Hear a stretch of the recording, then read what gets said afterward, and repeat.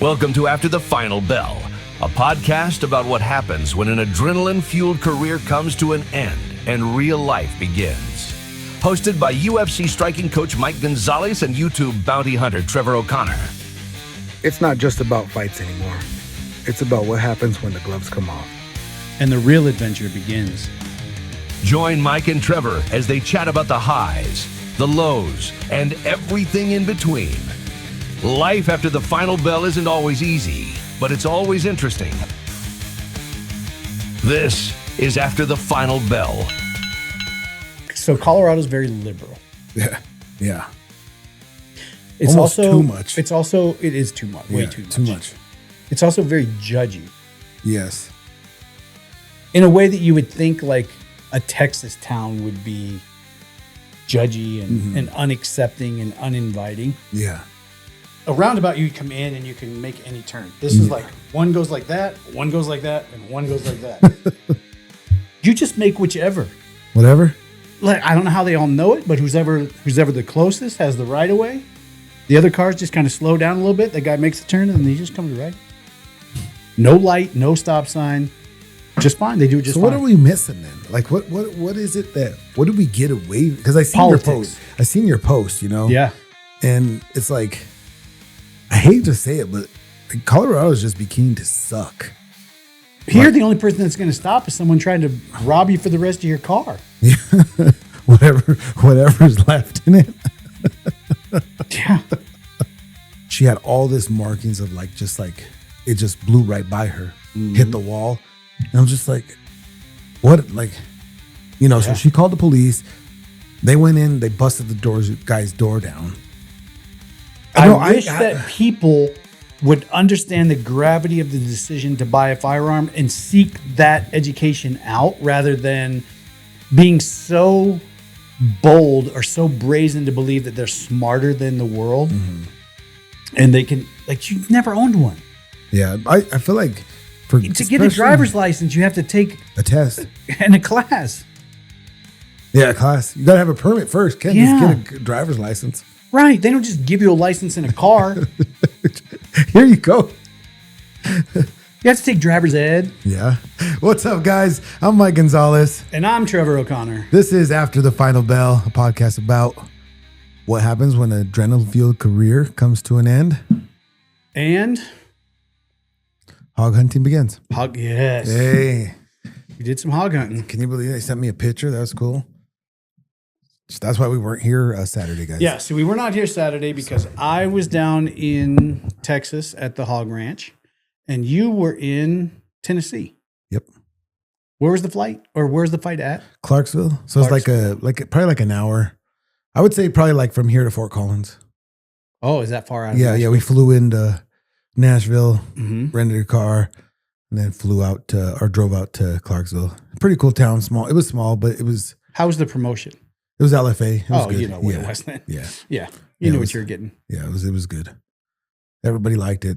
Everybody had there's not much MMA. There are MMA gyms and stuff. I don't think there's that many. Like that was a bigger show for them anyway. Like there's not a lot that goes there. Yeah. Yeah. Yeah. So we just did that and went to Nashville Saturday after the fight. Your fighter didn't get arrested for that murder though. Jeez. That was I even took my meta glasses and I forgot to wear them. Oh no. That would have been the one. That would have been the one. Probably what happened? I would have probably gotten a sponsorship. Dude. Yeah. I told you I was down at the ranch. We were sitting outside. We cooked dinner. We were just kind of sitting around the fire, hanging out. And the highlight went up. And I just turned the phone. I was like, you guys want to see a dead body? Yeah. That kid, that was one of those knockouts that, I mean, it's a one hitter quitter. You know it when it happens, but when their legs flex like that backwards, and unfortunately, he was like back against the corner. So and his head was all cocked into the cage. He was pretty messed up. Poor guy. Yeah. It's just, it was a sad thing. That's one of those times when the fighter comes to, they're getting ready for their fight still. Yeah, he didn't know what happened. You know what I mean? Like they don't know the fight's over. They're like, all right. All right, I'm ready. Let's get this thing going. It's over. You're done, son. Yeah. You're done. And then you were at the ranch. What, you guys drove down again? Yeah. What's that? How many hours? It's 10. Okay. Ryan, one of the guys, built some new platforms for a couple of the stands. Mm-hmm. He's a really good welder, but he built some new platforms. And so we put them on a trailer and took them down. And we had to get, I don't know how the maths with this, but they tell me it's the truth. They buy 3 like big, it's like a pallet, but it's like a cage. Mm-hmm. You know what I'm talking about? Yeah. 3 of those full of sacks of field corn, or, you know, like deer corn. Mm-hmm. Here in Colorado, it's cheaper to buy it here and drive it down there than it is to buy down there.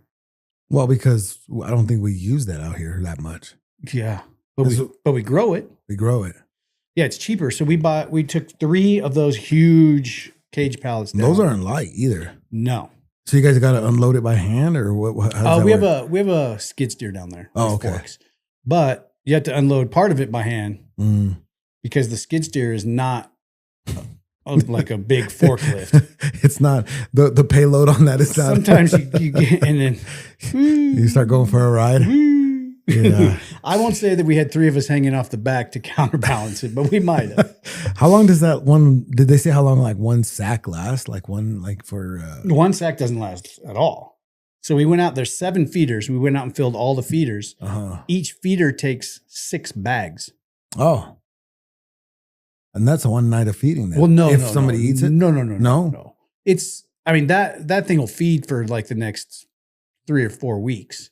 Oh, okay. So it's not gone like not instantly. Okay. No. The feeder spins up twice a night for like 20 seconds and just spreads it on the ground so it tracks in. But that's like, we brought down 3 of those pallets, and that should get us close to the end of the season, which is April. Oh, all right. Yeah, they hunt. So They hunt through the winter for the hogs or for everything. For the hogs on the hog ranch, they hunt through the winter.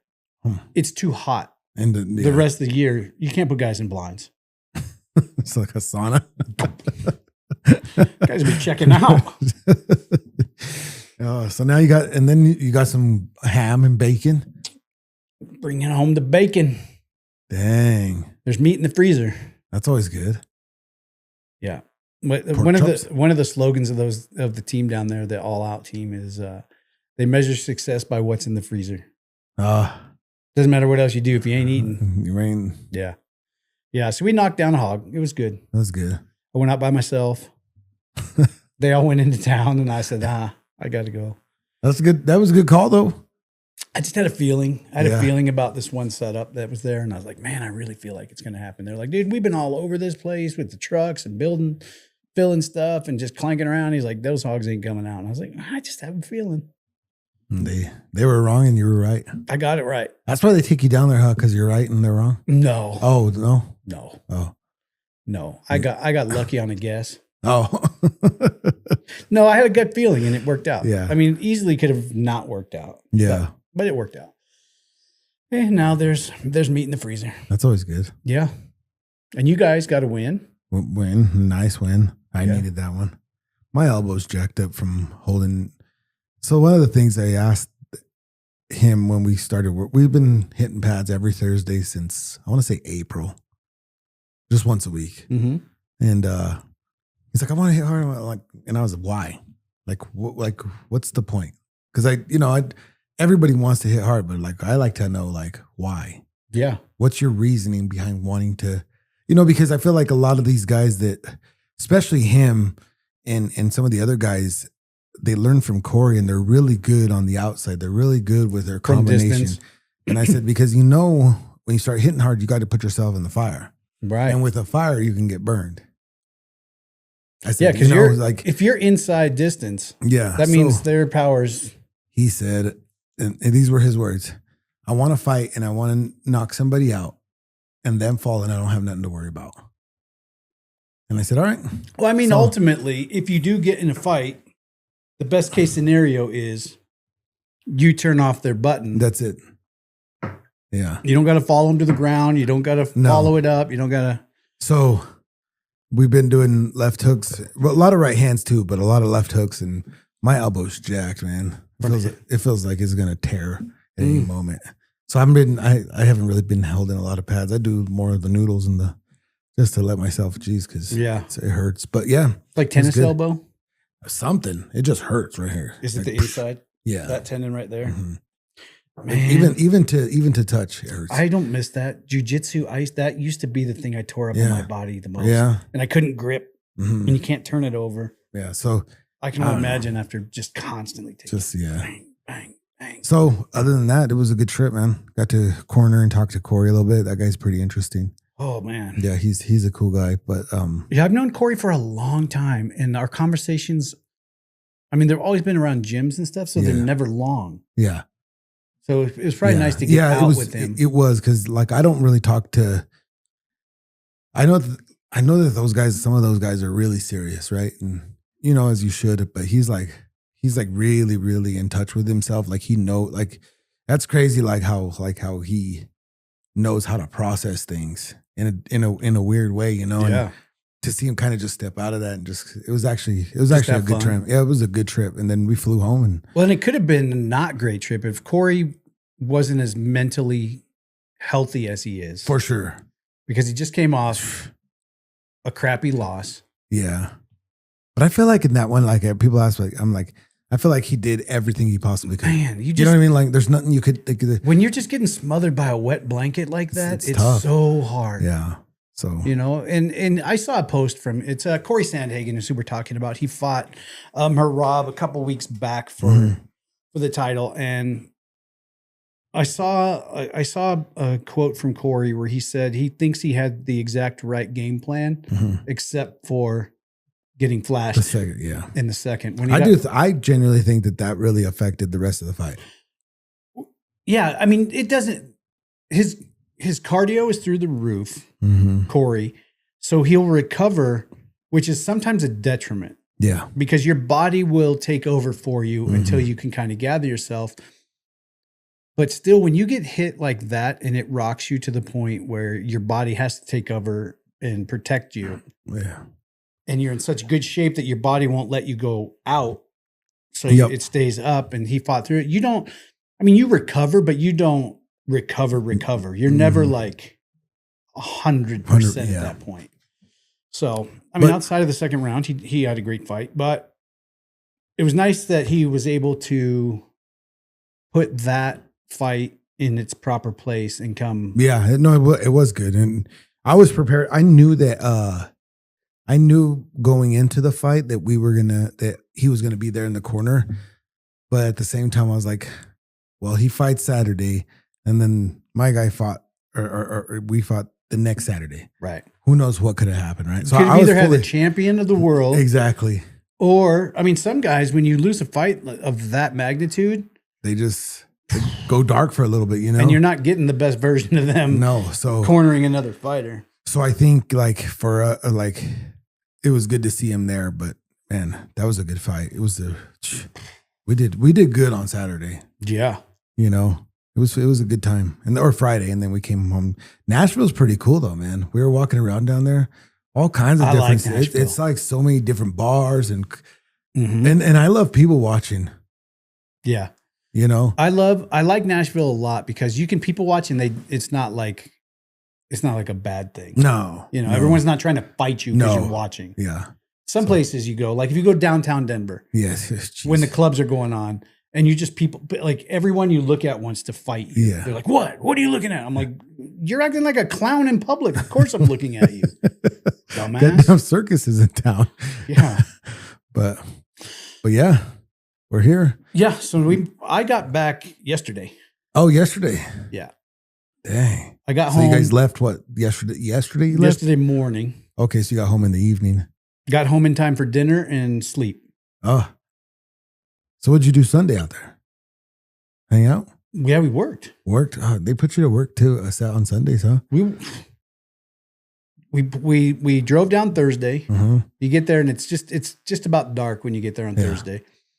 So we unload all the gear, kind of unload the trailer, get things set up. And then Friday, just work. Work Friday. Work Friday. Saturday, work all day. And then Saturday, I knocked down a hog.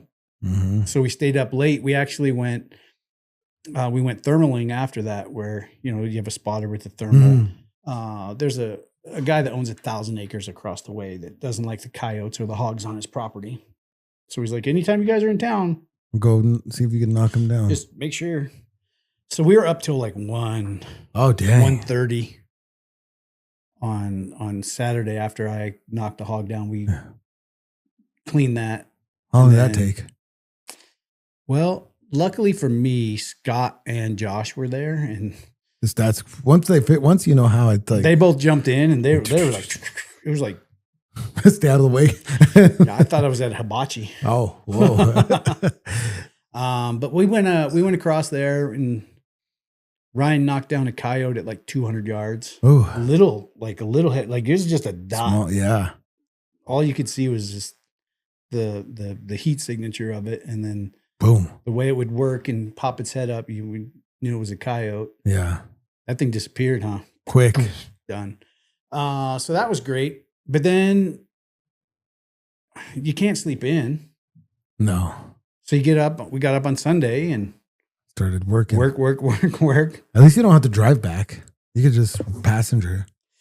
Yeah. Yeah, it's still. We woke up early Monday, 6:30, and threw our gear in the truck and drove home. And driving home is a long drive. Especially when I'm always to the point where once it's time to come home, it's like, I'm ready. Okay, I want to be home now. Speaking of that, Scott, which is Jason's little brother, one of his partners at the ranch. We all make fun of Scott because he's barn sour. What's that? You ever seen a horse? Like you go to those places where you rent horses and you go for a horse ride. Yeah. And going out, the horse is nice and great, but then like there's a spot where you turn and your route's coming back, and as soon as that horse knows that it's going back to the barn, that thing's trying to run and all kinds of different stuff. Huh? Just trying to get back. Like I did my work. Now I know I'm on my way back to the barn. As soon as Scott knows it's going home day, yeah, are you packed? Let's go. We got everything ready. You should pack tonight. We're gonna leave first thing in the morning. He's like, I'm gonna get up at 6. We're gonna need to be out of by 6:30. I said, I'm not getting up. Like I'll get up around 6:30, and then I'm gonna take a shower real quick. Yeah. I'll pre-pack. But dude, by the time I got up and out of the shower, Yeah. he'd double checked every lock. He'd gone through he's like, we're ready. Let's go. Throw your bags in. He's ready to go home. And I'm like, geez, dude. Slow down. And the way I look at it is the Thursday you go down is a travel day. Yeah. Doesn't matter. Mm-hmm. You don't have to put a clock on it. You're going to there's nothing you can do when you get there that It's going to change anything. Yeah. No, you get there when you get there. Yeah. Monday coming home, travel day. Doesn't matter. Yeah. You leave at 6:30 or 8, you're still, when you get home, you're not going to do Much. anything. Yeah. Yeah. You're going to eat dinner. You're going to take a good shower. You like to take hot showers. Mm-hmm. Is that one of the best feelings when you come home? Man, I love it. You just can jump in there and it's like, okay. All of the water. And it's already set. Like Yeah. or you have your little. Yep. But he's so, I'm like, dude, what are you going to do? What are you going to do? If we get home at 6:30, what are you going to do that you wouldn't do if we got home at 7:30? Yeah. Nothing. You're going to eat dinner. And do this. Sit You're down. going to unpack. You're going to take a shower, and then you're going to crash out. Yeah. Doesn't matter. What But did he say? I don't know. He's like, I don't know what it is. He's like, It's time to go. when it's time to go, he's like, where does he live? Does he live up in Brush or whatever? no, Or does- he lives down in like by Ken Carl. Oh, way south. Okay. Yeah. Yeah. So you guys meet Littleton. down there? Yeah. So then when we drive back, I got an hour drive to get home after that. That's the worst. Yeah. When you drive and stop and everybody gets out and It's like, then you okay. get in the car and drive another hour home. But dude, it was awesome. It was a great time. So Jason didn't go. Oh, he didn't. No, he had stuff going on up here. So it was me and Scott, and then Jason's stepson, Josh, and their family, all of their friend. And I don't know, he's like the friend that showed up one day and just became family. Just didn't go nowhere. His name's Ryan, and he's become a guide down there. And I mean, like, he's really, and I'm like, is he related to you guys? And like, no, we just met him and he just never went home. Okay. He just became part of their little family, which is cool. So it was the first time I met Ryan and Josh. Oh, okay. And you never know, you go on a road trip with someone and some people like you, some people don't. And you kind of hope, but dude, it was awesome. Yeah. That's always a good time. Yeah. We didn't even pull out of Littleton and we were already just busting each other up. Oh, so it was fun the whole way. Well, it was a good time. We stopped at the, Scott has this thing where it's tradition and it's like the greatest thing in the world on the way down there. In Amarillo, there's this restaurant called the Big Texan. And I think I told you about it before. Yeah. And dude, it's like we get 2 hours outside Amarillo and he's like, you guys ready for the Big Texan? It's going to be so good. And I'm like, I appreciate it. And it's cool. But again, it's the fucking Casa Bonita of Texas, of Amarillo. It's just not, I mean, it's a decent steak. Yeah. But it's just it's stuff. I would have just got a hamburger. Yeah, I got ribs. Ribs? Mm-hmm. I've been craving ribs too. I love ribs. Ribs are But good. it's just funny because he's like he's just geared up, he ready to go. can't wait for that. He's not even worried about getting there yet. He's just worried about getting to Amarillo. Just get to the Big Texan. Yeah. So you guys stop every time? Yes. No matter what? Every single time. Whether you want to or you don't? Yeah, we're stopping. Yeah. And they have like a guy in there with a guitar, kind of like the mariachis at Casa Bonita that walk up to your table and they're like, they stay for a what really did he sing to you're you? like, he didn't. Oh. He didn't sing to you? Maybe I looked unfriendly. Oh. I don't like when the performers come. We don't want to be. Well, they come up to your table and they start, instead of it being a business transaction, they start singing and then they want you to pay them. Yeah. And I'm like, dude, I'm trying to eat. I'm not even listening to your words. If I wanted, I'd be like, hey, like I'd get your attention if I wanted you to come over and I would have money in my hand. Yeah. If I'm sitting down and I just sat down to eat and we just drove 7 of 10 hours. You just want to. I just want to eat. But it's like that, when you go to Casa Bonita and the mariachis come up, you're like, thank you. Okay, go on. And the guy came around our table a couple of times and I just gave him the not that friendly look. I don't want to. Yeah, I was like, today. No. But it's like that. Yeah. They got a guy walking around playing. Who knows what? Yeah. And they have like the 72 ounce. If you can eat it all, you get it for free. That's a big steak. And they put you up on a platform. Oh, so everybody with a can watch timer it. above you. Oh, what's the time limit? I think it's an hour.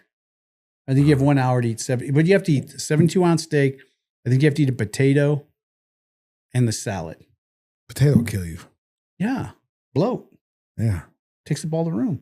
Mm-hmm. But that's a big steak, dude. I saw it 72 ounces. Picked it up like with the fork the guy did. Yeah. And it was as big as the plate, but thick. Oh.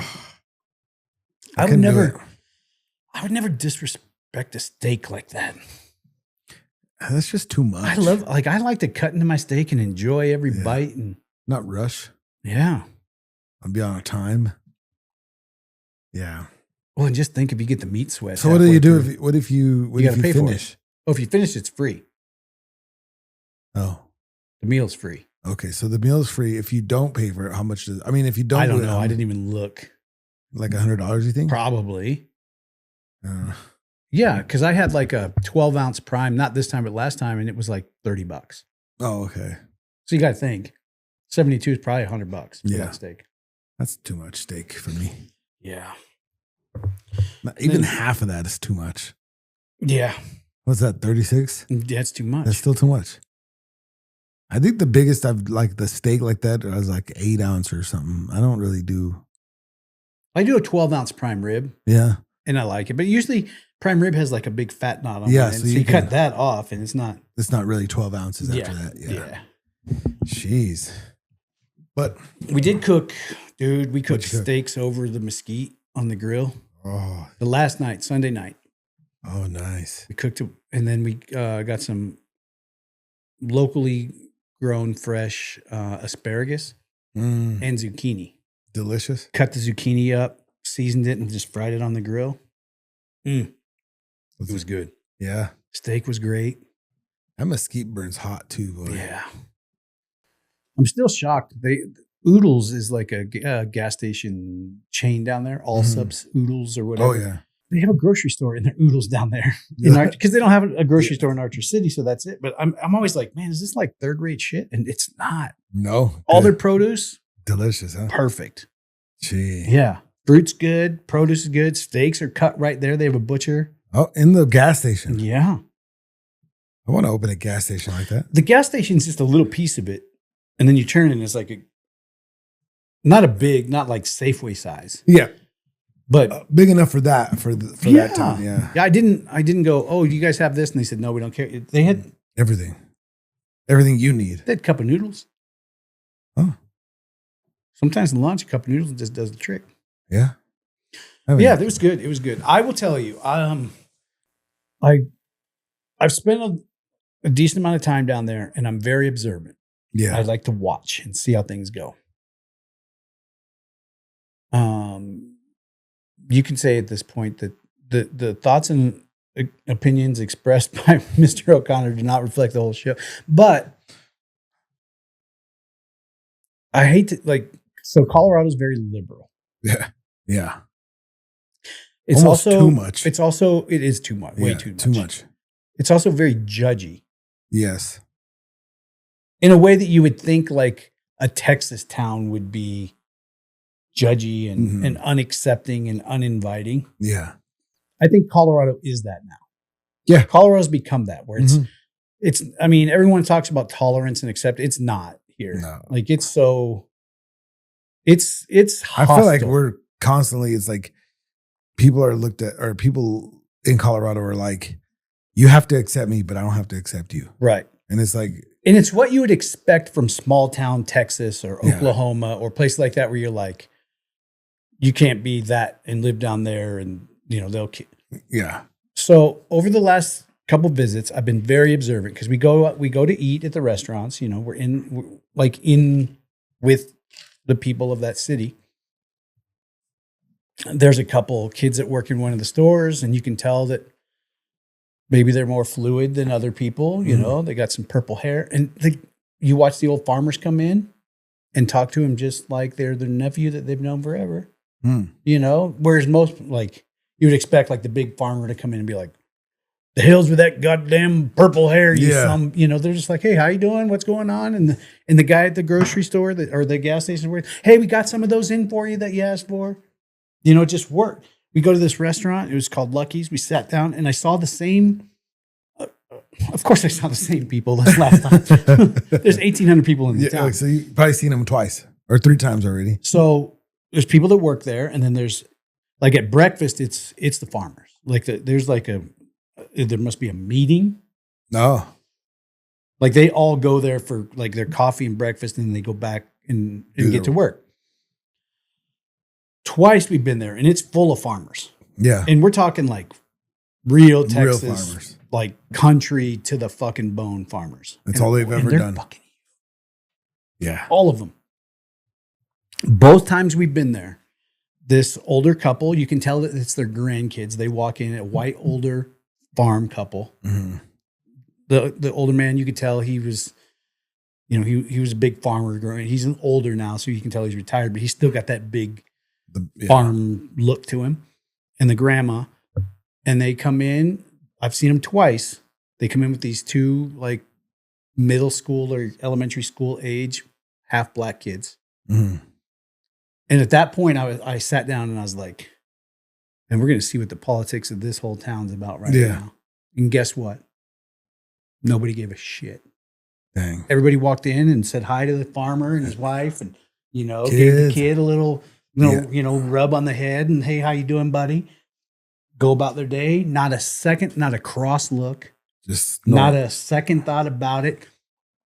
If you can feel energy, like when you walk into a room, at that point is where I was like, man, if there's going to be an energy shift, it's going to happen. Right here. No shift. Same. Everybody there just, no, they don't care. They want to live, get up, get their work done, get some food. I do tell you the whole town shuts down for the high school football game. Yeah. No, like the businesses close early. When Delilah lived in Ogallala, even. Yeah. For certain games, it's like the gas station, everything closes. I'm telling you. Yeah. Allsups, which is a chain. They have an Allsups. Yeah. It's a big gas station down there. It's like our 7-Eleven, kind of. Valero. Yeah, there you go. Something like that. Yeah. Closed. Everybody, were they going to football game? The whole town. That's cool. Not a business is open like at 5 o'clock. So if you better get your shit because it's not happening. I don't know what to tell you. Yeah, sorry about your bad luck. You need gas? Well, I think the gas takes the car to the pump, so you might be okay there. You might be all right there, but if you're hungry, forget it. No. Wow. That's good. No, the whole town's closed. Yeah. And you can hear from the ranch. It's like 2.3 miles from town to where the ranch is. Yeah. Okay. You can hear when they score a touchdown. Are you serious? Yep. It's that loud, huh? And I'm telling you, the town is 2,000 people or less. So they're that hyped up for that. So that's their Denver Broncos. And I don't know if it was like a big weekend for football, but there's like one light. The main intersection in town, there's one street light. Okay. Everything else is like a stop sign, maybe. Or maybe. Yeah. Some of those, they probably don't even have stop signs. A lot of them. The dude, so coming out of the ranch, you come up and, a roundabout. Yeah. Well, they don't have a roundabout. There's it's like a triangle, but there's only one lane's worth of road. Huh. So there's not like a roundabout, you come in and you can make any turn. This is like one goes like that, one goes like that, and one goes like that. You just make whichever. Whatever. Huh? And if I don't know how they all know it, but who's ever the closest has the right of way. The other cars just kind of slow down a little bit. The guy makes the turn and then he just comes to right. No light, no stop sign, no sign that says maybe stop, slow down, nothing. Like everyone there just fine. They do just so fine. What are we missing then? Like what is it what did we get away? Because I seen your post. I seen your post, Yeah. And it's like, I hate to say it, but like Colorado is just beginning to suck. Like I never thought I would love Texas. Yeah. Like I'm just not like I grew up here. Mm-hmm, yeah. I've loved Colorado my whole life. Like I loved the lifestyle that was here. Yeah. Over the last decade or less. Sucks. It's gotten so bad. Like it's become so crazy, weird, judgmental, like us versus them on everything. And all the things that you would think would happen in Texas. Yeah. Or what's going on here. Mm-hmm. Like all the non-tolerance, the acceptance, the zero, like that's here. Yeah. Yeah. That's Colorado to a T. Mm-hmm. If you are not on that team, then you are the enemy. Yeah. Regardless. Yep. Down there, I don't care, dude. And when I talk to the people down there, and even like I talked to Jason about it, we had a long talk just chatting. Down there, if it doesn't affect you, it's none of your fucking business. Yeah. Like they don't, I'm sure they have TV and they watch TV. The newspaper was 3 pages. Oh. So it's like, and just what you need to know. Like and it was just like it was not political at all. It was like, so-and-so won the 4-H blah, blah, blah. And you're like, that's the headline. Let's go. I like it. But down there, it's just, they want to wake up. Mm-hmm. They want to get their work done. And they want to have a couple fun things that they have or do. And then they go to bed, wake up tomorrow, and everything's fine. But here, dude, we left here on Thursday. Yeah. We came back on Monday. For that 4 days, I have no idea what happened in the rest of the world. But doesn't that feel good? And I truly didn't care. Yeah. I cared about the fact that we needed to get up, get these feeders done, get this set up, get the fence fixed, get this done. And nothing mattered outside of the things that we had to get done. Yeah. And you go into town for some things and you're like, hey, we need some concrete. Do you have oh yeah, it's over there. Yeah. Let me help you load it. There you go. What? And then you just go about it. It was so big. Dude, it's just nice, huh? Peaceful, quiet. Exactly how you would think that like Colorado would be or Colorado was. I don't know. This state's just people. I talk to people that move it. Oh, we love it here. I'm just like, how? Really? Like, how can anybody? Like, I like it because this is all I've ever known. Right, but being open-minded, as open-minded as you can be, it's still not. This place has become the most like one of the most hate-driven places. Us versus them, just non-tolerant, non-accepting. It's California. This place is terrible. It is. It is. It is absolutely terrible. When you go and see, and dude, this is the part where people are going to get mad because I try to stay middle of the road. I try to stay non-party. Sure. You go down to a town that you know is very conservative Republican, like fucking Archer City, Texas. Yeah. You know that they're gonna be Republican. They're gonna vote for their guns and their hunting and their food and that's the place where you're like, you would think that it would be the most judgmental, like no outsiders, no this, no that. If you're not this way, then it is the most accepting place I've seen in a long time. And that's that crazy Republican middle of the fucking like Texas stronghold. They don't care, dude. They just don't fucking care about what you do. They don't care if it's Adam and Eve or Adam and Steve. They don't care if you have purple hair. They don't care. They just don't care. You do you, get your life right. I got all this to handle over here. Oh, you're in a hard spot? Cool. I'll be over in 5 minutes. We'll help you get done. And well, it's because I feel like they also lean on each other. Like, you can't just leave because like I've never been there, but I'm imagining. Yeah, at some point in some areas, it's like feels like it's pretty remote. If I'm over on the side of the road, like, and someone doesn't pull over, like you drive by someone, I might be screwed, right? And I feel like I do not. If you were broke down on the side of the road, anywhere, there. Okay, I guarantee not one car would pass you, not one. Yeah. Even if it was a mom and her kids, she would at least slow down and say, "Hey, what's going on?" All right, I'll call my husband and have him. He'll be up here in just a minute. Just hold tight. You'll be all right. Yeah. And it just like here the only person that's going to stop is someone trying to rob you for the rest of your car. Yeah. Whatever's left in it. Yeah. Speaking of which, so JJ and I, but speaking about this state that's just becoming, I hate to say it, kind of a shithole. It really is. And if you don't agree with it, then you might be part of the problem. Like we should all agree that it's not what it used to be. And I'm not talking about like you get the guy like up until let's say they legalize marijuana. Mm-hmm. Before that, it was great. It was awesome. Right.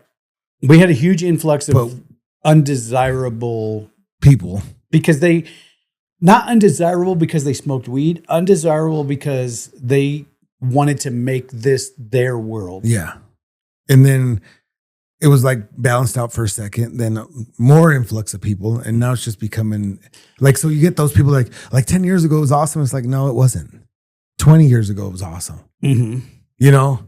Like 99 before that, it was awesome because it was like, it felt like early 2000s maybe. Yeah. But before it's like. But then after that, mid 2000s to the teens to now in the 2020s, it's. So JJ and I were out getting ice cream last night, and we're driving. We get our ice cream. We're driving home, and I get a message from Carson, who's been on the show before, who's been on the show, and saying something about how like she's like, "Hey guys, I just got to put it out there. A bullet just came flying through my house," and I'm thinking, right. Through the window or through... Or like Carson's being a little dramatic. Yeah. Or there were shots fired. Yeah. So I'm just like, hey, are you all right? First, I'm like, you all right? You're like, hey, everything okay? And well, actually, no, I didn't say that. Sorry. I called. I didn't even text back because she texts. Ooh. I called. I'm like, I can't just text back. I gotta. Like, this is serious enough. This is a phone call. Yeah. So I call and, she's like, no. And she explains to me.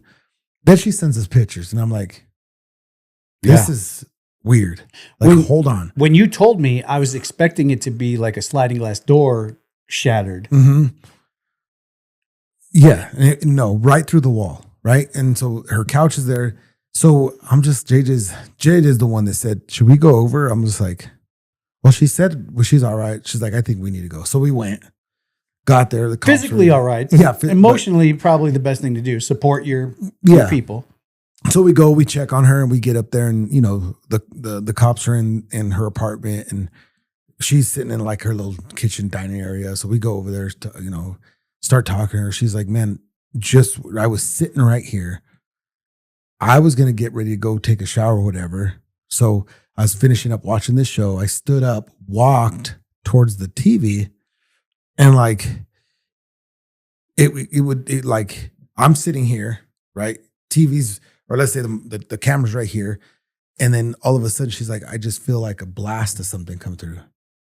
And she got sprayed. Well, I guess the apartment used to be an office building. So a lot of the walls are like concrete or like, they're just hard, Plasterboard. Yeah. So like she had all this markings of like, it just blew right by her. Hit the wall. And I'm just like, what? Like, so she called the police. They went in, they busted the guy's door down. Right? He was gone. Cause I love Carson, but sometimes like she drives me nuts because she's like, that happened. I screamed, which, yeah. She's like, but I looked over and because you could see the hole straight through and through. Right. So you could see it's a hole. Yeah. So you see his apartment. It's like, what'd you look through there for? like I love her. But, looking down the barrel of the gun. Yeah, I'm just like, but what he did was he ended up putting like a TV in front of the wall. So then he just slid something over? Yeah. So, but then he left. And, they called it, I guess, I don't know. They got him, whatever. And, whatever he said, it was an accident or whatever. I don't know. It was probably an accident. Yeah. Most people aren't going to shoot through their wall in their own home normally on purpose. Yeah. So like it's not a good, as a criminal, it's probably a bad plan. Yeah. Yeah. But, so she was shooken up and we stayed there for about an hour, 2 hours, just making sure she was all right. Because it was like, that might be as close to life and death as you can probably get. Yeah. You showed me the couch and you said she was sitting right and the bullet is right. Yeah. Head level if you're sitting up. If you were sitting there, it's head level and it was less than a foot from where you said she was sitting. Yeah. So we dealt with that. Then we were leaving, the cops were in his house and they took out they walked out with a shotgun and a bag, like a couple bags full of ammo, and yeah, I don't know what they're going to charge him with something, but it's like, how do people not pay attention? It happens all the time. And I get it. I don't get it. And I don't like, but it's like, how are you like, I don't know. You just don't like, if he said he was going to clean his gun, didn't know that it was loaded. What do you mean? That's what you hear every time. I didn't know it was loaded. I was just going to do this. If I'm cleaning my gun or if I pick my gun up, I'm assuming it's loaded. Right? Or no? If I'm going to hand it, I'm going to remove a magazine, set it down. I'm going to clear the chamber a bunch, make sure that I know what's going on. I'm not just, oh, look. Yeah. And, even when I go clean my stuff, like I'll make sure it's unloaded, put it down. If I walk around and do something and go get my check it again. I come back and I'm assuming that I didn't check it. So I check it again. Yeah. And to see somebody that was like, kind of like, had a realization like, damn, I could have been dead. Yeah. And that's that thing where there was no conflict. There was no problem. No. There was nothing that should have made that happen. Yeah. Except for the fact that it happened. Well, yeah. And I kind of like, I was asking her, I said, did you have any kind of issues or like, cause she's a single girl and like, did he ask you on a date and you said no? Like, right. Like what, like, was there tension of any kind? Like, and she's like, no, like, he's kind of a quiet guy, like an awkward quiet guy, but she's like, I say hi, but he'll like, A lot of stuff keep walking. And nothing happens. And I was just, man, I was just and I would believe it was probably an accident. Yeah. He made a mistake and then he freaked out and left. This is where I have a hard time. Yeah. Because I hate government regulations. I hate bullshit. Yeah. But I also hate that especially the people that we know in the city in Denver, like people that have moved here, people that we know didn't grow up around guns, didn't grow up, country at all.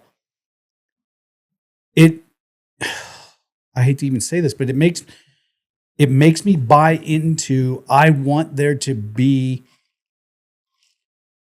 like in-depth classes. Like Colorado passed that law. Mm-hmm. And which goes into effect next year, right? August of 26, I think.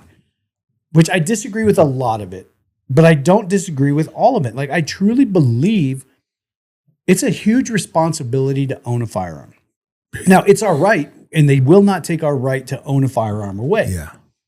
But it's a huge responsibility at the same time. Mm-hmm. And we've talked about it a little bit before, but this is possibly a perfect example of it. I just don't think because you're 21, you can walk in and just buy a new Glock. Yeah. Or when you're 18, you can buy a rifle. Yep.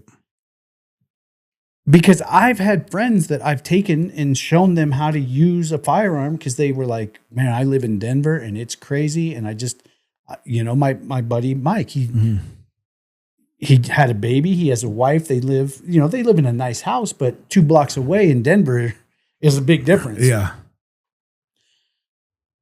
He had he's like, I want to go, I want someone to take me and kind of, show me and tell me. And I appreciate that he was seeking someone out for sure. And that's how it should be. But the fact that you turn 20, and how many 21-year-old kids do we know around here I wouldn't trust them with a TV remote. Well, I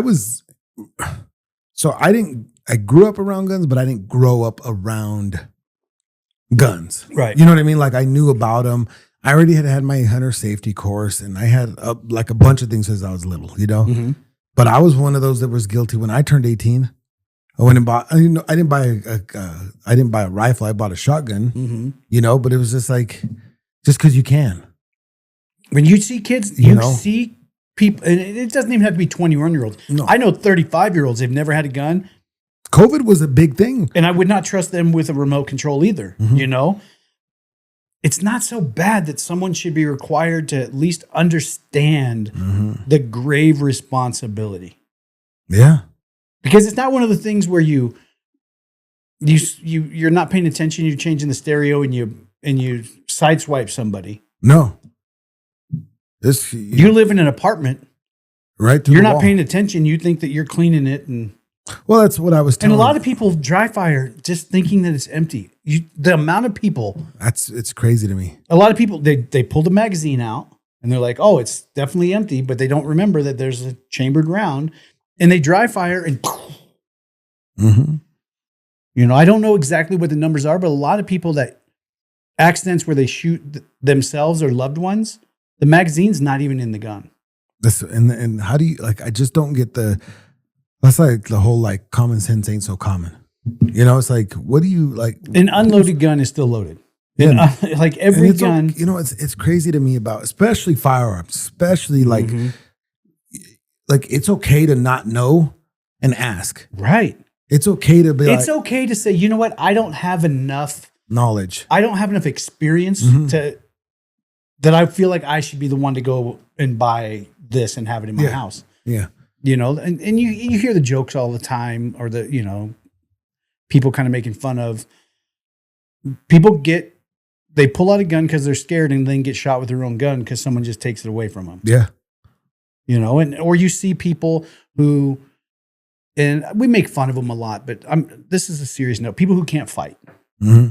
You can't fight. No. And there's a lot of people that can't, and that's fine. You don't have to be able to fight. I would prefer that everybody at least knew how to defend themselves. Yeah. Or at least have been punched in the face so they know they're not going to mm-hmm. die from it most of the time. But people that can't fight go buy a gun because they want to be safe. Yeah. And those same people It's like you're just saving they it for me. they get a sense of empowerment by having a gun. Yeah. Yes. And as soon as someone tests them or is antagonistic towards them, they are the ones that like they show it or they pull it and they're like, mother. Yeah. That is the most dangerous people in the world. Mm-hmm. Because A, they're scared, they can't fight, and B, the only thing that's ever made them feel like they could defend themselves is a gun that they've never shot or had the experience of what happens when you shoot something. Yeah.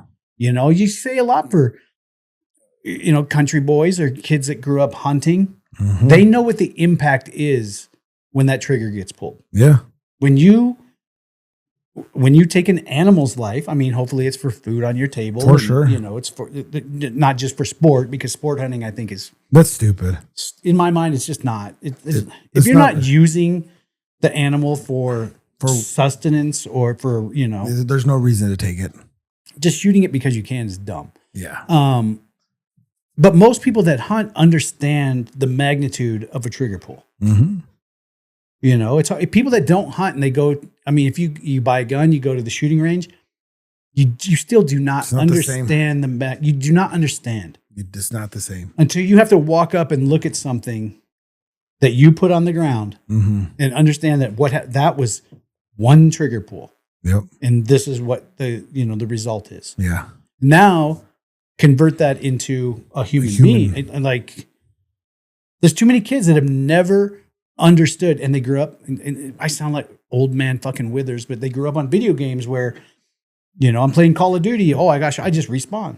You don't respawn in the real world. You know, there's just so... I'm sorry, you do not like... And I don't know what the fix is, because I don't ever want to give away the right to own, to bear arms and to you know, the Second Amendment right to have it.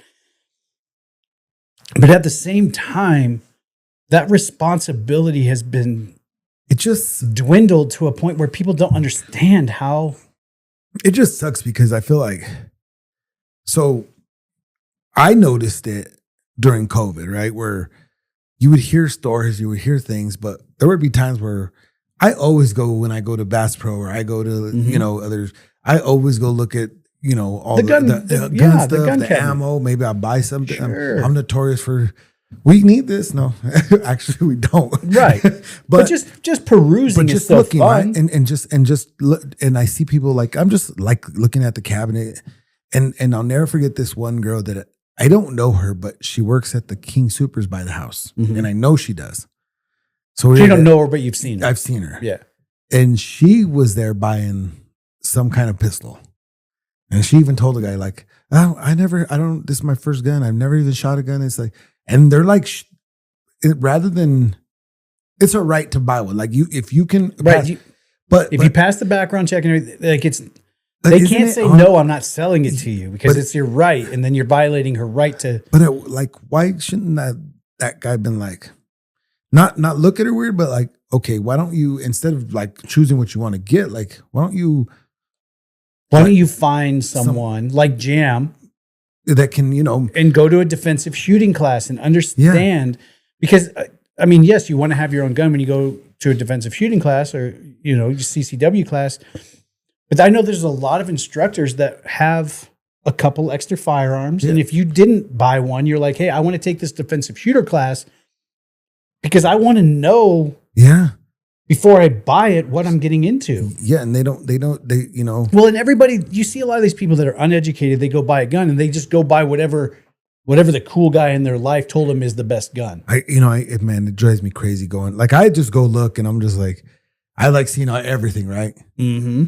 But you see like certain groups of people and they're looking at the guns they see on TV or they're mm-hmm. looking at all the cool stuff that it's like, I can tell by the way that you're acting, you probably don't even own anything. Right. You're just, or even, dude, I mean, even to the point where I see some, you know, late 20s, early 30s, mm-hmm. white guys go in there, business class, you know, upper middle class. Yeah.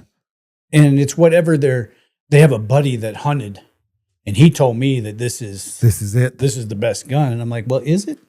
I mean, is that the best gun for your situation? Yeah. You know? I mean, for your buddy's situation, it might be. Right. Well, like I'm a big proponent. I believe a shotgun is a great home defense weapon. Yeah.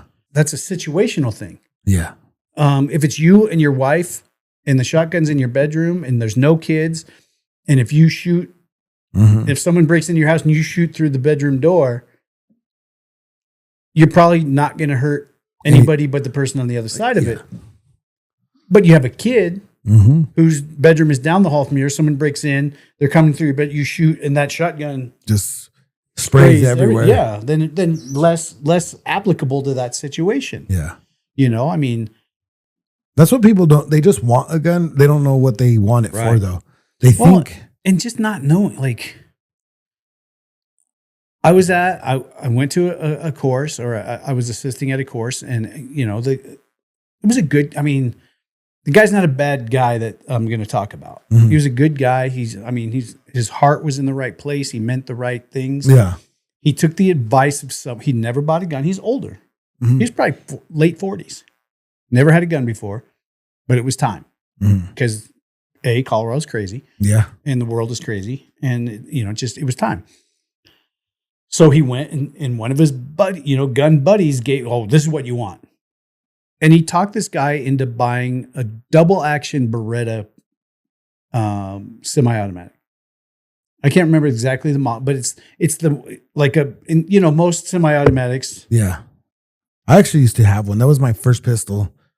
You rack it, but it's a double action trigger. Yeah, yeah. And so the first trigger pull, you have to like pull and then pull and just watching the guy trying to get comfortable with it was probably the most dangerous thing I'd seen in a long time because he was trying to, and you don't think about the 7 other people down the line in your client. You're just trying to, and especially, I hate to say it, but you take that 40-year-old, late 40-year-old class and hard-headed. Oh, you can't really teach you can't teach some people new things like that, Right. And you're like, hey, slow down. And they don't want to feel like they're being belittled or seen as less than in front of a whole group of another class. And I'm like, well, here's the deal, dude. I don't know who told you to buy that gun, but it was a fucking terrible choice. For you, yeah. It's not for a first gun. Yeah. Man. Yeah. I mean, I've owned some double action and I mean, if you're a shooter and you do it, I got rid of it because I didn't like it. The action's weird. You know what I mean? It's like I took it down to what was it? When I got it at remember Gart Sports? Oh yeah. That's where I got it. Sports Castle? Yeah. So I got it and then I ended up going to the fire line in Aurora, right? Did a few rounds and then I ended up not. You're like, Yeah. It's just like, and so I just, sold it. And it's just a weird, unless you really are a gun person, that double action is just a lot to deal with. Yeah. It's got most semi-automatic pistols do not have a hammer. Yeah. Like when you think of a revolver from the Old West, they go. Yep. That one, the double actions do. Yeah. But a double action semi-automatic pistol, it has that, like when you rack it, it has the hammer comes back. But if you have a round in the chamber and the hammer is not back, you can put the hammer back by pulling the trigger 2 times. And it like brings it back, and then you pull through the trigger again, and it's just there's a lot that goes into it, and especially if it's a first gun, it's a self-defense gun, and Lord willing, you never have to use your self-defense gun in self-defense. But if you're not the guy that runs and uses that gun all the time and knows. You pull, like something happens, you pull that and you start to pull that trigger and then all it does is pull that hammer. Like, the panic that you can see ensue. You might be screwed. Yeah. Yeah. Well, and it's not that, like someone's going to be so fast that they get there, but it's just like that. You pull the trigger, nothing. I don't think, like I watch a lot of the cop videos, right? And I watch a lot of that stuff. But like people don't understand how fast things actually happen. Yeah. You know what I mean? Like how fast people can get to you in a short amount of time. You know what I'm saying? And I feel like that's why people or if it's a gun versus gun situation and your gun is a double action on your first shot, well, you might as well just leave it. Leave it right where it's at. Because you take somebody who shoots a lot and has a SIG or a Glock that single action, fast. Boom, They've boom, used boom. all. It's already there. Mhm. And if you're panicking and you, oh God, Yeah. yeah, it's just. I I don't just wish there was more education, or I wish I wish that people would understand the gravity of the decision to buy a firearm and seek that education out rather than being so bold or so brazen to believe that they're smarter than the world and they can, like, you've never owned one. Yeah. I feel like to get a driver's license, you have to take a test. and a class. Yeah, a class. You got to have a permit first. Can't just get a driver's license. Right. They don't just give you a license in a car. Here you go. You have to take driver's ed. Yeah. You have to get a permit. You have to get so many hours behind the wheel with a qualified driver. Then you still got to go pass the test. Right. You know? But no, and guys need to stop thinking it's like some guys, not all guys. I'm okay with asking questions because if I don't know, being I don't too know. macho. But like, it's okay to be like, I don't know about these guns, but I want one. Yeah. Or I'm interested. Like, I think I might want one. Can you show me? Right. Like, there's plenty of people out there that will help. If you call me and ask me, if I don't have the answer, I'm going to say, hey, I'm going to put you with Jam. And I know Jam's going to spend the time with you to make sure that you're educated and making the right choice. Yeah. It is so dumb that ego is so big that instead of going, yeah, I can legally buy a gun, so I'm going to go buy it and I'm going to defend my house. Well, are you? Yeah. I would much rather have the guy like my buddy Mike who called me and he's like, dude, I've never owned a gun. I think that we need one in our house, but I don't want to put my wife or my baby in danger. Yeah. Because I just bought something that I thought I needed. Right. He's like, yeah. And I told you we took them down You guys to the range. took them to the range, right? Yes, we did. Did the wife fire also? Yep. How'd she like it? She was jumpy at first and then she calmed into it, Yeah. you know, but it was about the procedure of safety that we could teach her First. in understanding, you know, hey, it's dangerous. Yeah. You know, every gun you see is loaded. Every gun you see is loaded. Every gun you see is loaded. Treat it as such. Don't ever point it at anything that you would feel bad about something coming out of that barrel and hitting. Yep. And over the course of time, like he shot, she shot, and they're still mulling it around. Yeah. Like I think he's one of the most responsible people in this process that I've seen in a long time, because that's been several months. They're still having family conversations about it. Oh, really? And figuring, yeah. And I think if he would, after they shot and after she relaxed, he could have said, hey, I'm going to go buy one. Yeah. I offered to pay for him to take Jam's class. I'm like, if you're going to buy one, I need you to take this class first. Yeah. You know, I'll provide, or Jam, we'll make sure you have the defensive shooter. Well, we'll just make sure you have a firearm similar to what you think you want to buy. But I want you to go take this class. And I talked to him, quite frequently, and we'll talk about it even now. It's been several months, but even now I'm like, hey, and he's like, man, I really appreciate that you would, you know, before I just go make the purchase, that you would allow me, and the fact that, you know, I said, listen, I'm going to pay for you to take this class. He doesn't need it's not a money thing. It's just, I'm going to make sure that you have the education that you need. Yeah. Because it's not required. No, but then we end up in the same spot. Do I want it to be required? Usually require. Some people no, but yes. Well, and it's also like they should be like you should just be, if you know, you should know what kind of person you are. Why do you have to have a hunter safety card, but not a gun safety card? Like a hunter safety card is to protect you and other people around you. Hopefully. Shouldn't there be a step before that? It's like gun ownership. I mean, there should be, but I don't know, you know. The animals have to be safer than the people? It's hunter safety. Yeah, I get it. But yeah, I don't want there to be more regulation. I don't want there to be more bureaucratic bullshit where it's just more fees and more taxes and more things that they can charge us for. You know, that's not what it's about. If it was truly, here's the thing.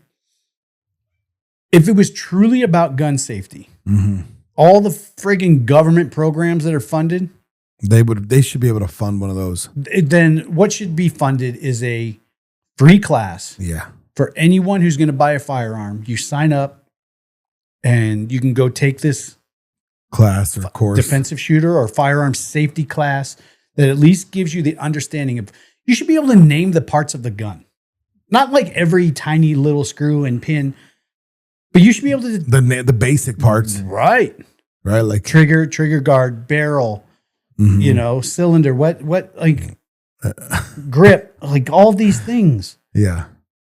If you take a hunter safety class, there's a whole section on the test that it's a highlighted picture or it's a picture of a firearm and one piece is highlighted and it's like, what piece is highlighted in blue in this picture? And you have to name what it is. You have to name the parts. Yeah. I mean, does everybody know the parts of their car? No, probably not. But they know what the tire is. Right. They know where the fuel goes. Yeah. I hope.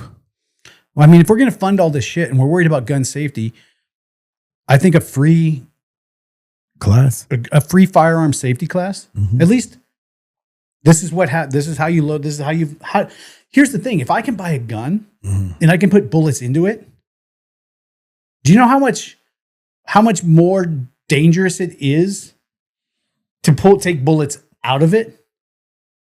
Yeah. Because you put the magazine in and you rack it and there's a round in the chamber. Now I can press the button and the magazine comes out, but guess what? There's still a round in the chamber. You've never owned a gun. You don't know anything about how do you get it out? Some people. How do you get it out? Oh, there's one in there? I didn't know that. I didn't know that. Bam. Yeah. Yeah. Simple things like. Simple. People don't pay attention though, man. They don't. And I don't mean to be on a soapbox about it, but anyway. Seeing people down there and how much safer and more comfortable they are as compared to people up here where, this is the big city. We got no, we're not that.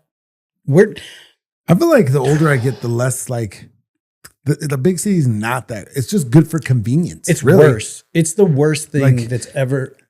Living in a big city has really made me feel that it is one of the most disgusting things in the world. Yeah. And it's really not. I told you last time we went down there, the skid steer was broken. Somebody helped.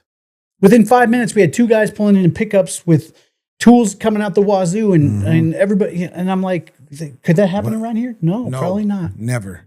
No. Never. And like we were talking about people pulling over. If you were broken down anywhere around there, the very first car that came by, you would pull over and stop. Well, if I'm pulled over on 136th on my way to I-25, if I was broke down and pulled over, the only car that's stopping for me is the car that I called.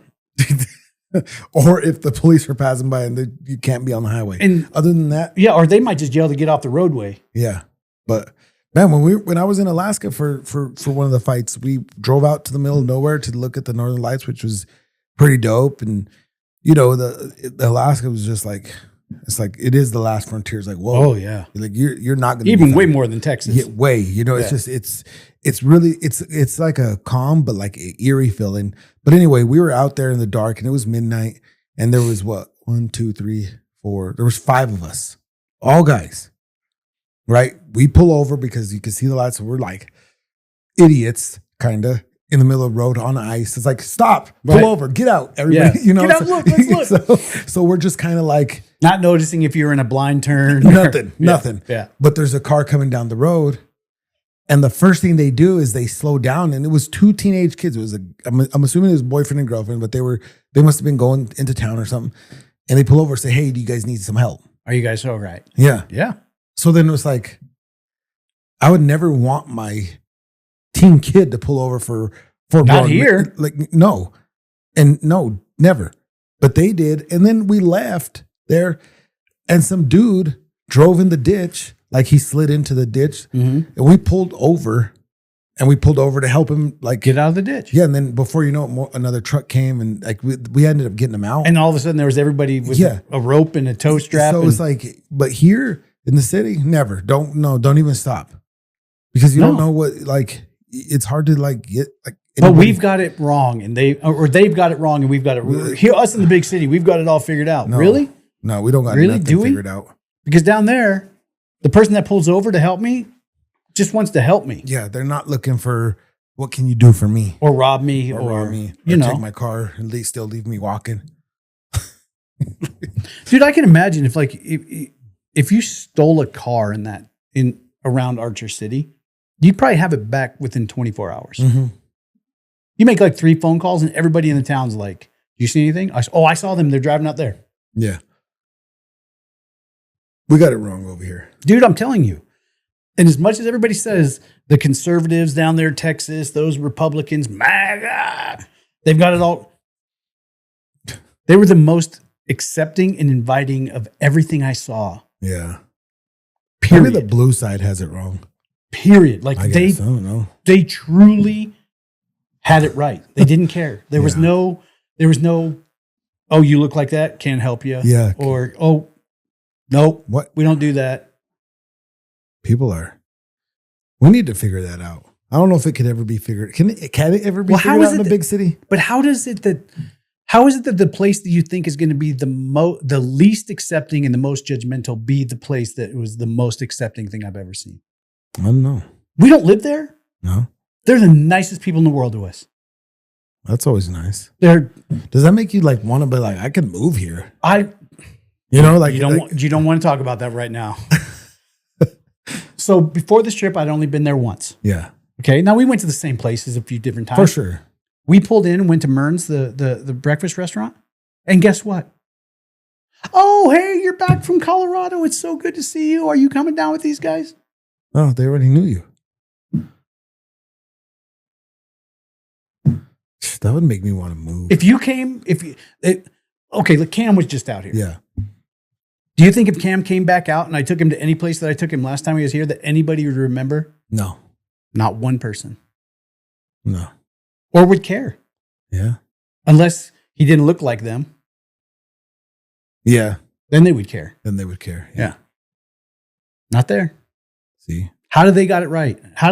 But everyone talks about how wrong they have it. I don't know. And I've seen a lot of TikToks, and I've seen a lot like black guys that are on TikTok now, and I'm seeing them say how much they like in the conservative South, Texas, Oklahoma, they're like, it's not down here. It's not like that. It's like that when I go to the city. It's like that when I go to places that you think are supposed to be the most inclusive. But they're not. And I don't know, dude, and I don't want to say, I'm not speaking for anybody. For sure. I'm saying what I've seen or what I've, when I click through and I see it and I watch the video, I'm like, wow. Yeah, we got it wrong, man. That'd make me want to move. I'm not even kidding. If I hadn't just drugged Kristen all over the country for the last several years and Jay wasn't a senior in high school and I got brand new grandbabies out here right now. Pack up. There was a time when I thought I would never think about leaving Colorado. And to think about leaving Colorado for a place like Texas, you could, like, if you'd have told me that, for sure, I'd have been like, you're out of your goddamn mind. Yeah. Now I'm like, sure would like to show them what it's like to live in a place where people care. I was out of my mind for thinking that. Yeah. Yeah. Yeah. It's way better. It's absolutely ludicrous, dude. It's insane. Mm-hmm. But people are crazy in the big city, man, for no reason. Yeah. Well, and we got it all. I've said it several times today. My biggest thing is we're in the place where everyone's supposed to be, don't judge, you're this, you're that. I've never felt. You can't walk out your front door without being judged. I've never felt more confliction or aggression or hostility than I feel in my own town, in a place that I've lived my whole life, where everything is an argument. Yeah, and it's to the point sometimes where even going out in public, like, you don't get out much. You like to stay home, right? We all make fun of that. I don't care. But at the same time, it's one of those things where it's like it's almost like exhausting to go out because you don't know what you're going to run into. Why is there an argument or a fight or yeah. or just, you're being looked at a certain way. You could just see like, oh, you're judging them. Well, and dude, even like the time I was home between last time and this time, and then even like today, dude, I hate this. I hate this because it's starting to make it seem like I'm leaning one way when I try not to. But it's hard not to. When all I see, the disgust I see is always from people going, "Oh, you're MAGA. Oh, you're this. Oh, you're so." But like most of my friends who are conservatives don't care. No. They just don't care. Nope. The only time I see them get hostile is when they're being attacked. Yeah. Where there's a bunch of fucking crazy liberal people that I keep in my that seek out and attack everything that they can. Oh gosh. Is that where we're at? Is that like what's seen as right now? I feel like that's what most people. If you're seeking out to attack, isn't that the problem? I can't. I don't give a shit about your life enough to attack you. No. I don't care. No. I think that's what bothers people too, though. That you don't care? That you don't care. Like, you don't like. It's not that I don't care about you as a human being. No, but I want you to, I don't want harm for you. No. I want you to be happy. I just don't care about that other shit. I feel like some people have a hard time with that, though. Like they have to force you to care about, you don't care about this problem? Yeah. It's like, no, it's not my problem. Like, and it doesn't affect me right now. It's like your sexuality doesn't affect me. It's not, in my world, it's not a problem. No. Because you're just Mike. Yeah. Like, if you ain't sleeping next to me, none of that affects me. Right. I don't care. All of it. Like the whole thing. Yeah. I don't care if it's race. I don't care if it's sexual preference. Religion. I don't care if it's, I don't care. No. Dude, I don't care. I want you to be happy. I want you to be healthy. I want you to thrive. Yeah. Don't hurt people. And that's. But other than that, I don't care, dude. I truly. Yeah. I don't either. I don't care if you pray to fucking Prince and the Revolution. Yeah. If that's what gets you through that, I don't. As long as if it's not inside my four walls at home, right. I just. But the fact that other people feel like they have to attack you into believing, oh, you don't see the problem with this? No. I love to tell people I don't give a shit. Sorry. Well, and so many people on that side of the aisle right now, and you see them put stuff like if you're not 100% ally for the whatever community, then you're an enemy of that community. And I'm like, am I? Because 5 minutes ago I didn't know it existed. And 5 minutes from now, I don't care. I don't care either. Like, I don't need to be an ally for your community because I just accept you as a person. There's no community for me to be an ally for. No. Hey, how you doing, Mike? That's who I see. Yeah. Oh, wait. Oh, hey, JJ, how are you? Yeah. Oh, my neighbor across the street. Oh, hey, Nori, how you doing, buddy? Guess what? Don't care. Don't care. People are weird. There's not an issue with anybody if you're not being force-fed an issue. Yeah. There isn't an issue. Yeah. Have you ever not done business with someone or not had a conversation with them because they were gay? No, I don't care. Have you ever cared? No, it's just a little bit. Have you ever not had a conversation with someone because they were Jewish? No, I don't care. And how many times have you asked before the conversation? Are you Jewish? Because I'm not talking to you. Like, what the fuck? People are you fucking morons, dude. Yeah. Like, I don't care. I don't care about any of it. The reason you're so wound up is because you feel like you have to spin everything into a control situation. Yeah, and it's not. It's really not. No.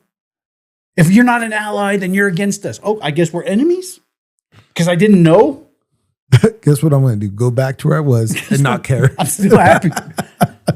I woke up this morning and went, huh, cool. I didn't wake up and go, get the pitchforks. Yeah. We gotta make everyone understand where we're coming. No. Where you're coming from is this little tiny speck of only what you see, and what you see is important. Mm-hmm. Because if you wake up tomorrow and you're like, if you're not an ally of this, you need to. Does that give me the same right to say, well, if you're not an ally of jujitsu, then you're against this? Then you're against it. Yeah. And we should all come after you. until we change your mind. Your mind. Oh. Isn't that the same thing? Yeah, because people only see what is important in their little tiny circle. Yeah. And they think that everyone outside of that circle needs to bend their will to what's inside your circle.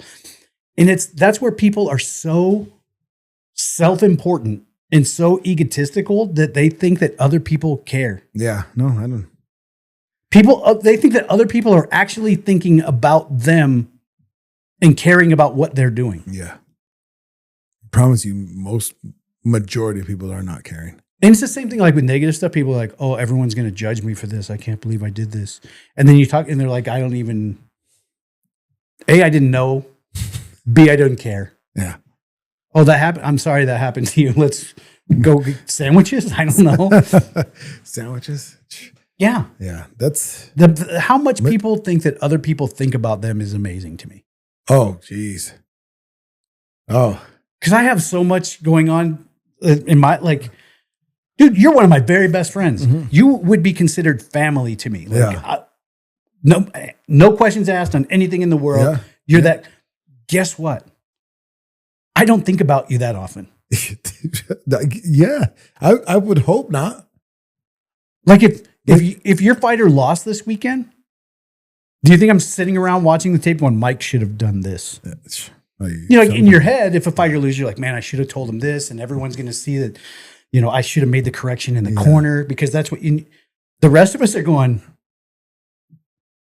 when's the next one, Mike? Yeah. Everybody else don't care. I don't care. No. I don't care. I'm not judging. I don't it's none of my business. That's how it should be though. But but everything has to be everybody's got. Or people business. are self-focused that they think that everyone does think about them all the time. Mm-hmm. Dude, I run into people, and this is going to sound shitty. I'll run into people that I know. Mm-hmm. I mean, they're not like my friend. I'll run into people and go, oh, fuck, when I'm down, I'll see him. I'm like, hey, how you doing? It's so good to see you. That's amazing, blah, blah, blah. And I get in the car and I'm like, I fucking didn't even remember that person existed. Then I saw him and I was like, huh. Like, oh, hey. Yeah. Yeah. Like, oops. That's how much I think about other people's actions or activities. This makes your life better. Right. And it doesn't mean that I don't care about other people. No. It doesn't mean that I'm not like, it doesn't mean that I'm like this cold, callous fucking piece of shit. But that's really how much people actually think about other people. Yeah. And if you're lying, I think. And what I mean is not like thinking about other people like, will my actions impact this person? Because you should be thinking about that. Are my actions going to impact that? But I'm saying like, I don't think about your daily life. Yeah, I don't think about what you and JJ do at home. Yeah, no. I mean, I don't care. But like, I don't understand why people do that though. Here's the thing. I know that you believe in God. Yeah. I don't think about what type of are you Christian or Catholic I don't think about it ever. No. I don't think Mike's at church. Yeah. I need to know what kind of church that is. I don't know. I don't care. Yeah. Like your family. You're like as close to a brother as anything I have. Yeah. I don't fucking care, dude. I don't think about it. I think that's how people should be. How often do you think about what I'm doing? Not that often. Sometimes you even text, I'm like, then I'm like, oh shit, let me think about this. Hold on. Yeah. Hold on. I do got to think about this. Hold on a second. Hold on. Yeah. But I'm the same way. And people, it's so weird because people take that so wrong. It's like, you're not listening to when. Hey, when's the last time I went to church? I don't know. I mean, what religion am I? I don't know. It's like, because it doesn't really affect like the way that. It doesn't change. If you came out tomorrow and were like, actually, we're Muslim, I'd be like, okay, so no pork? I mean, how does this work? Whatever, let's fucking go. Yeah, but some people, they can't do that. They can't escape. Like, it's like, you can't, I feel like if other than hurting kids.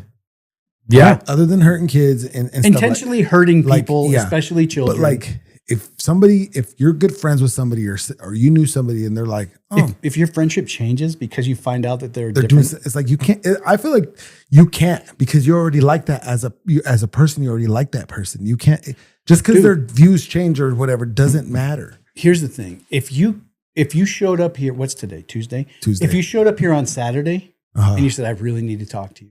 Like, we need to talk. I'm gay.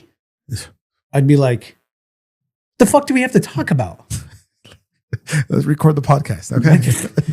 Yeah. Like, people, yeah. That's not. But some people are just. I can't like you now? Yeah. It's like, you're wrong. I think people are wrong to do that because it's like, you can't unlike that person. Oh, they do. All day long. I know. Oh, I have people that used to, I mean, they would have given me a handy.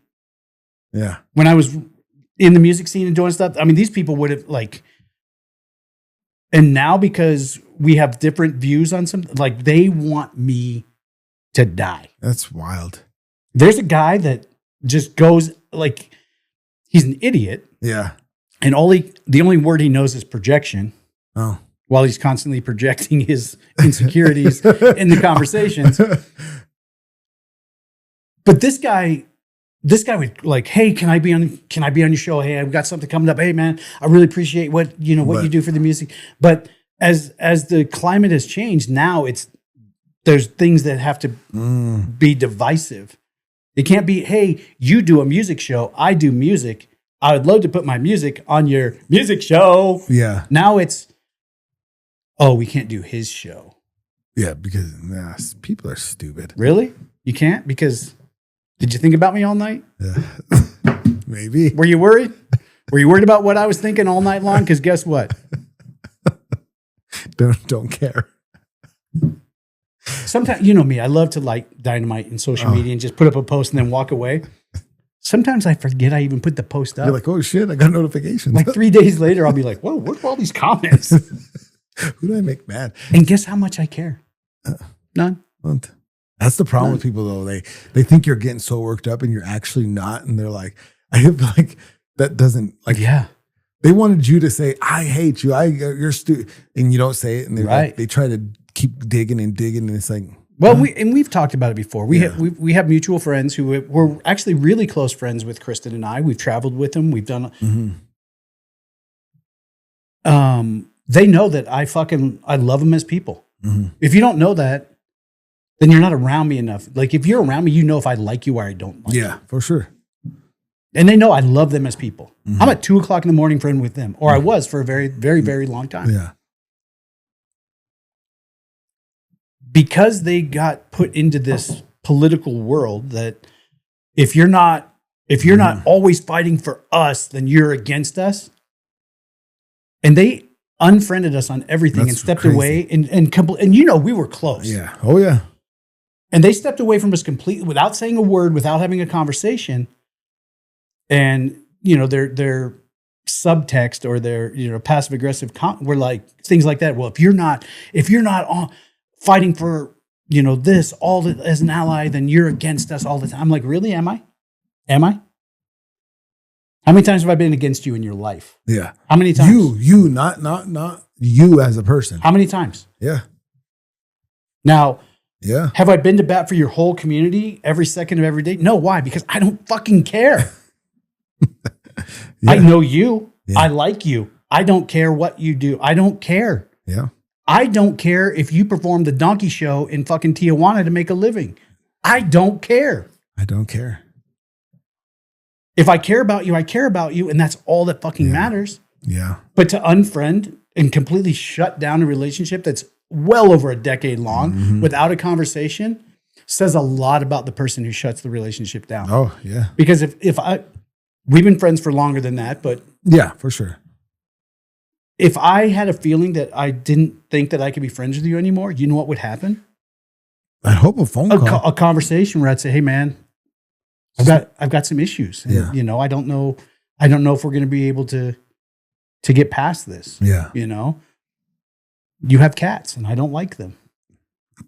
I don't like cats either. I like my cat. But no, I mean, I don't care how hard the conversation is. No, yeah. I'm going to have the hard conversation. It's better that way. And if it's only about me fighting for your rights, but you don't ever have to care about mine, what my life is, why is it that I have to be an ally for you for everything? And I'm over here being an ally for myself. But I can't, like, when's the last time you stood up? When's the last time you checked in with me and said, hey, man, like, okay, I'll I'll bring this down to a simple level. You're gay, I'm not. Okay. I believe in you as a gay person, and I'm fine with it, and I support you. If someone were to attack you, I would show up and defend you. Yeah. I'm a gun guy. You're not a gun guy. this is all hypotheticals. Yeah. I'm a gun guy. You're not a gun guy. When's the last time you reached out to me and said, hey man, I'm not really a big gun guy, but I'd fight for your right to continue to own one. When did I reach out? No, like, as a person, like, but I'm supposed to back I should be watching. That's the first thing to say is I don't support that. I'm supposed to watch your life and make sure that anytime something comes up that involves your life that's separate from my life, I need to defend it and I need to watch over it all the time. Yeah. But it doesn't happen on the other side. Yeah. Because if we truly are friends, even if we disagree on something, mm-hmm. we still have to, if you're truly friends, if you're truly that close, I accept you for who you are and I will defend. Like, I'm not going to just sit up all night and defend your world and not take care of my own life. Yeah. But if something were to happen to you, I'm going to show up. I'm going to be there for you. I'm not going to do things that would intentionally hurt you. People don't do that. People don't. But why doesn't it happen when you ask on me? my side? I just don't you've never, like, not you, but yeah, for sure. That person has never once said, hey man, I see some people really going after you because you're a gun guy. I'm going to stick up for you. No, it's, well, gay rights, this, that. But I can't have mine. I can. So my world doesn't matter. As long as I'm only an ally for your world. Yeah. Get the fuck out of here. I can't do it. I refuse to do it. Yeah. I'll go back to, I don't care. I do. That's easier that way. If you don't care. If more people understood that I'm your friend and I just don't care. It's easier that way. Kristen and I got into a very deep discussion. I think we may have talked about it for a minute on one of the last podcasts.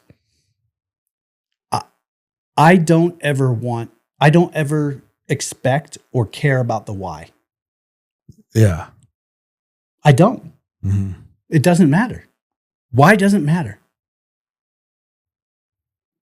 If you do something, I assume that you put thought and conscious effort into thinking that was the correct action for the situation. Why doesn't fucking matter? Yeah. Because 90% of the time, if I ask you why, you're just going to find a way to try to twist it to give me the why that makes me say, oh, okay. Yeah. Right? I mean, that's why it's there. Because I'm going to convince you that my actions were okay. Yeah. If I have to ask you why, then I don't trust in your ability to navigate or make choices. Yeah. Because Kristen will tell me why on a lot of things. She'll do something. She'll be like, oh, I made a decision to do this. And I'm like, okay. And she's like, well, the reason that, and I'm like, I don't care. Not that I don't care about you. I don't care about the why, because the why doesn't it happened. Yeah. The why is not going to change whether it happened or didn't happen, whether it's positive or negative. And most times the why, and it's like, I still got your back. Right. It's fine. Yeah. Yep. But anyway. But on a different note, did you see? You might have not seen it. I've been gone. You've been gone, but I did see it on Facebook on 9 News that in Indiana, somebody found a human skull that was 4,000 years old, which was 2300 BC. Getting close? You freaking out? I don't know if I believe that. Oh though. God, I can't wait to have Jason on the podcast Where is he? with us. He's super busy up at the ranch. We're gonna have him on soon. Okay, but 20. And then I just want to watch you. I won't call him a liar to his face. I am. He's gonna say why. I don't care. No, he's not gonna say why. He's not? Okay. He's gonna say, "This is what I did." Oh, I forgot to save this. Also, they found, I don't know, they said they found one of these goddamn bones. Dinosaur? Yeah, whatever it was. Then they put the replica out there. It's like, I got to find the article. And You want the real one? I don't believe that there's any real ones. If I find a paleontologist that will show you a real dinosaur bone. I won't believe, you could go to the museum, supposedly. So you think that paleontologists are on the same plane as a flat earther? Pretty much. There's you can get a degree in paleontology. That's what they say. It's just a piece of paper. You can't get a degree in flat earthism. But if I go find a bone, ain't I paying whatever what's that word? A paleontologist? Yeah, if I go find some bones, and I said, I didn't even go to school. No, but the ability to carbon date and the science behind understand. So you're saying paleontology as a science is flat earth theory? Yeah, they don't know what it looked like that many millions of years ago.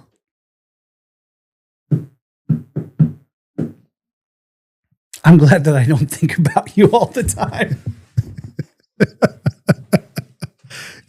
Yeah. Oh, yeah. So maybe I can maybe I'm going to find some bones this weekend. Chicken bones? I don't know. Then maybe I'll be I saw a lot of bones this weekend. See, look, you already got the paper. I'll just print you one out. I saw a lot of bones. Of what? Dinosaurs? I mean, I don't know. Babies? Baby dinosaur? Maybe, maybe not. Wait. Or just, yeah, what is that? It's mandible. Huh? What's a mandible? Good job. Of who? Lord, the cow, probably? Lorax. Oh. Or a dinosaur. Okay. Well, either way. But yeah, they found this. It's just sitting there for the last 4,000 years just on the riverbank. Do you know that erosion changes? Okay. I mean, it does change, but I'm like, let me guess, it's got all its teeth also, I bet. I'm waiting to see a picture. I hope they post it. They should, well, if they say it's that old, I'm sure they'll post a picture. Are you really mad that when we went to see the cliff dwellings? No, I'm that not they mad. weren't real? Those ones weren't real. They were recreated. Because they were actually pretty cool. We thought they were real and then we read. Were you mad? Yeah. Suspect. Because people really didn't live right there. Yeah. Oh, I thought people lived here. But no, they didn't live there. It's like one of them show homes. Nobody lives here. It's a cliff dwelling show home. It's like a show home. This is what it could look like. Yeah. So, I don't know. I need to see those too. I need to see those also. I need to go down to, where's it? Alamosa? Is that where it's at? Yeah. I need to go down there. You can't climb up there anymore though. They won't let you. They're trying to preserve them. I know. They lasted this long, we should just be able to climb. I mean, if dinosaur footprints can last. We should be able to walk in them. Maybe. Or no. Bye. See ya. Bye.